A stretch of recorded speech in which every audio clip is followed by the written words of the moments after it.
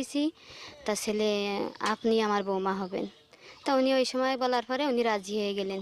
আমি 6টা ছেলের মা, এখন আমার আমার বুকে একটা ছেলে আপাতত দেখতেছেন। তো এই সন্তানের বিয়ে দেওয়া কি বা অন্য কিছু করা সব কিছুই আমার জন্য, জানেন, আমি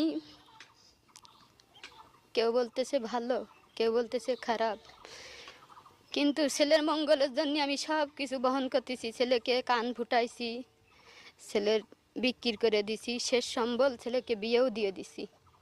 তাই আপনাদের কাছে আমার এইটুকু আশীর্বাদ যে আপনারা সবাই দোয়া করবেন যেন আমি আমার মৃত্যুর আগ পর্যন্ত যেন আমার ওই সন্তান আমার বুকে থাকে।